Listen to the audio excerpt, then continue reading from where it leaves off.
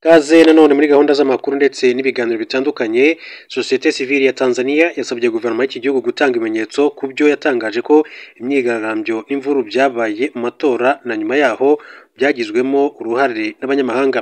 Ku 29 Ukwakira 2025 nibwo abanyatanzania babyukiye amatora y'umukuru w'igihugu. Amatora kiba havutse imyigaragambyo, hangizwa ibikorwa remezo bitandukanye, bituma nko mu mujyi wa Dar es Salaam hashyirwaho gahunda Guma mu Rugo.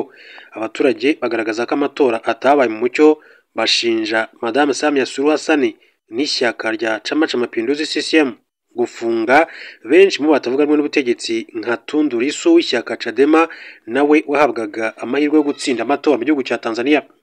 Nubwo habaye imyigaragambyo, amatora yarabaye ndetse Madame Samia Suluhu Hassan bitangazwa ko ari we watsinze amatora y'umukuru w'igihugu n'amaji 97.6%. Ubwo Perezida Samia Suluhu Hassan yarahiriraga kuyobora Tanzania mu muhezo ku itariki ya 3 Gushyingo 2025, yanenze uru rubyiruko rw'abanyamahanga rwagize uruhare mu myigaragambyo, gusa yavuze ko agiye kugarura amahoro muri iki gihugu cya Tanzania. Abenshi rero bamaze gutabwa muri yombi, barimo abanyamahanga bakekwaho kugira uruhare muri imyigaragambyo imaze gusiga abarenga 1000 basize ubuzima nk'uko amakuru bivuga. Umuyobozi w'ikigo giharanira kurengera uburenganzira bwa muntu muri Tanzania, Fulgence Masiwa, yanenze ibyatangajwe n'ubuyobozi bw'iki gihugu ko imyigaragambyo yatewe n'abanyamahanga. Ati iyo urebye amashusho agaragaramo abantu bavuga igiswahili cyo muri Tanzania, kandi niba imyigaragambyo yaraturutse mu mahanga, ibyo byagakwiye gufatwa nk'ikibazo cy'umutekano cyangwa se kunanirwa kugenzura umutekano w'umupaka w'igihugu. Ibyo rero ni ibintu bahimbye, ntabwo ari byo rwose. Ku ruhande rw'imiryango y'imbere mu gihugu, nayo imaze igihe inenga leta ya Tanzania ku bikorwa ikomeje gukora byo gufunga abantu bose batavuga rumwe n'ubutegetsi bw'igihugu, aho bakunze kubafunga babashinja ibyaha by'iterabwoba. Tariki ya 5 Ugushyingo 2025, ishyaka ritavuga rumwe n'ubutegetsi Chadema ryatangaje ko umuyobozi wungirije waryo yafunzwe na leta ashinjwa ibyaha by'iterabwoba nk'uko amakuru yagiye abigarukaho. Duce mu gihugu cya Uganda, babwire ko Perezida Yoweri Kaguta Museveni wa Uganda yatangaje ko atemeranya n'abarokore bavuga ko ari abashyitsi mu isi, iwabo hakaba mu ijuru. Iyo abarokore bavuga ko ari abashyitsi mu isi, ati baba bashingira ku mirongo yo muri Bibiliya, nko muri Petero wa mbere igice cya 2 umurongo wa 11 havuga ngo bakundwa, ndabahugura ubwo muri abasuhuke n'abimukira, kugira ngo rero mwirinde irari ry'umubiri ry'uburyo bwinshi rirwanya ubugingo. Mu kiganiro Perezida Yoweri Kaguta Museveni yagiriye kuri televiziyo ya UBC ku itariki ya 5 Ugushyingo 2025, ubwo yari mu rugo rwe ruri mu karere ka Soroti, yagaragaje ko bitumvikana kuba umuntu aba ku isi imyaka 97 ariko agakomeza kuvuga ko ari umushyitsi. Ati mu myaka 1960 nagize ikibazo ku barokore kubera ko bavuga ko hano mu isi turi abashyitsi, iwacu ni mu ijuru. Amos Kaguta yapfuye afite imyaka 97. Umuntu wabayeho imyaka irenga 97 yakwitwa umushyitsi ate? Uwo mushyitsi ni bwoko ki? Uyu mukuru w'igihugu kandi yagaragaje ko iyi myemerere ituma abantu badakora kugira ngo batere imbere, kuko baba batabona umumaro w'umusaruro w'ibyo bakorera ku isi. Ati uri hano uri umushyitsi umaze imyaka 97 udakora, ati ni bibi cyane. Amagambo ya Perezida Yoweri Kaguta Museveni w'igihugu cya Uganda. Hanyuma duce mu gihugu cy'u Burundi, babwire ko urwego rw'u Burundi rushinzwe iperereza SNL rwataye muri yombi umuyobozi wa polisi y'u Burundi mu yahoze ari intara ya Ngozi, Colonel Bonfort Ndoreraho, rumukekaho gushaka kohereza ikawa mu Rwanda mu buryo bunyuranyije n'amategeko. Mu mpera z'icyumweru gishize, polisi yafatiye toni 14 z'ikawa ku mupaka wa Kobero. Iyi nzira isanzwe ikoreshwa byemewe n'amategeko n'abacuruzi bajya cyangwa se bava mu Burundi na Tanzania. Abakozi ba SNL baketse ko nyuma yo kwambuka umupaka wa Kobero iyi kawa yari gukomereza mu Rwanda. Ubwo Colonel Ndoreraho yamenyaga ko iyi kawa yafashwe, yagerageje guha ruswa abakozi ba SNL kugira ngo bayimusubize, ariko ntacyo byatanze. Urubuga SOS Media rwatangaje abakozi ba SNL bagiye muri Ngozi guta muri yombi Colonel Ndoreraho. Ubwo yabimenyaga ajya kwisha, bafata icyemezo cyo gufunga umugore we. Amakuru avuga ko umugore we yatotejwe kugira ngo atange amakuru y'ahantu Colonel Ndoreraho aherereye, nibwo uyu mupolisi yafashe icyemezo cyo kwishyikiriza abakozi ba CNL tariki ya 3 Ugushyingo 2025 bamujyana i Bujumbura. Nyuma yo gufungwa kwa Colonel Ndoreraho yasimbuwe by'agateganyo na Lieutenant Colonel Jean Bosco Niyonsenga ku buyobozi bwa polisi muri Ngozi, we ari guhatirwa ibibazo muri kasho ya CNL i Bujumbura.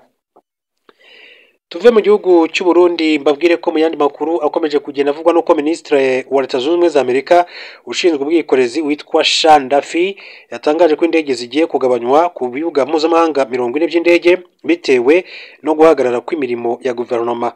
Uyu muyobozi yatangaje ko imirimo ya guverinoma ya Amerika nikomeza guhagarara mu gitondo cyo ku itariki ya 7 Ugushyingo 2025 indege zigwa kuri bibuga zizatangira kugabanywa. Ministre Sean Duffy yasobanuye ko indege zikorera imbere mu gihugu zizabanza kugabanywa ku rugero rwa 4% ku itariki ya 8 Ugushyingo, zigere kuri 5% ku munsi uzakurikiraho, zigere kuri 6% naho guhera mu cyumweru zikazagabanyuka ku rugero rw'10%. Byitezwe ko iki cyemezo kizagira ingaruka ku ngendo ziri hagati ya 3500 4,000 z'indege muri Leta Zunze Ubumwe za Amerika buri munsi. Guverinoma ya Amerika yahagaritse imirimo y'agateganyo kuva ku itariki ya 1 Ukwakira 2025 bitewe n'uko inteko ishinga amategeko itemeje ingengo y'imari igomba gukoreshwa.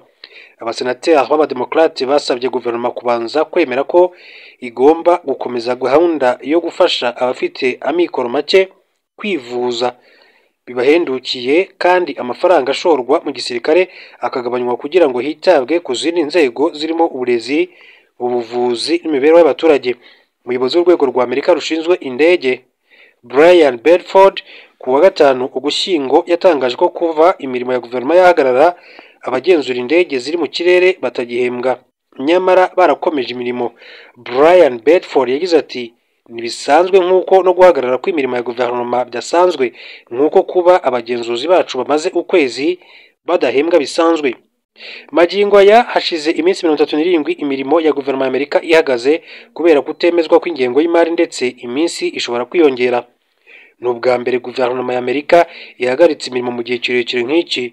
Ibi bihe bikurikirwa n'ibyo mwaka w'1995 kugeza 1996 ubwo Bill Clinton yari ku butegetsi, kuko icyo gihe imirimo yahagaze iminsi igera kuri 21. Soreze amakuru yacu kuri inkuru mbabwire ko yitwa Tapelo Tewole, umunyabotswana umaze umwaka urenga ayobora ikigo kigenzura isoko ry'imari n'imigabane ry'u Rwanda, ibintu ahamya ko atigeze atekereza ko azageraho kubera ubuzima yakuriyemo.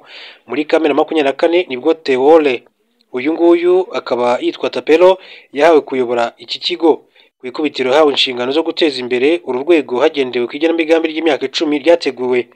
Tewole ufite impamyabumenyi y'icyiciro cya 2 cya kaminuza mu by'ubumenyi rusange yanize iby'ubukungu muri kaminuza Botswana, impamyabumenyi y'icyiciro cya 3 cya kaminuza mu by'ubucuruzi mu bijyanye n'isoko ry'imari yakuye muri kaminuza ya Rhodes yo muri Afurika y'Epfo, n'indi y'icyiciro bijyanye n'ubushakashatsi yakuye muri kaminuza ya Cape Town nanone yo muri Afurika y'Epfo. Mbere yo kugera mu Rwanda, Tewole yamaze imyaka 8 ayobora isoko ry'imari n'imigabane rya Botswana. Mu kiganiro The Long Form Podcast na Sani Nayombya, Tapelo Tewole yavuze ko akura atigeze atekereza kuyobora ibigo bikomeye by'umwihariko gukora mu Rwanda. Atoya, ntabwo nigeze mbitekerezaho habe na gato. Ati muri icyo gihe ndi mu cyaro ntabwo nari nzi ko n'ibintu nk'ibyo bibaho, ntabwo nari nzi u Rwanda, ntabwo nari nzi by'urwego rugenzura isoko ry'imari n'imigabane kugeza mu myaka yanjye ya nyuma yo muri kaminuza. Yavuze ko yakuze akunda kwiga kuko yabonaga ari bwo buryo buzamufasha guhindura ubuzima bwe n'ubw'umuryango akomokamo. Ati mva mu muryango ukenye, iyo uva ahantu nk'aho kure buri gihe muri wowe uba uwifitemo inyota yo gutera imbere, gukora cyane. Kuri njye rero navuga ko ibijyanye no kwiga byampiriye. Ati mu gace kacu ndi umwe mu banyeshuri babonye amanota meza, abarimu baba bagushima ndetse kandi abanyeshuri bakwishimira. Ibi nibyo byanteguriye gukomeza guhatana. Ntekereza ko ushyiramo imbaraga kugira ngo utsinde, ariko ntabwo intego aba ari ukuyobora ibigo nk'ibi ngibi. Nyuma yo kurangiza kwiga muri kaminuza, uwitwa Tapelo Tewole yahawe inshingano zitandukanye. Yakoze muri banki ya Botswana, mu isoko ry'imari n'imigabane rya Botswana n'ahandi. Uyu mugabo yageze bwa mbere mu Rwanda 2024 ndetse atangira gukorera iki kigo nk'umuyobozi mukuru.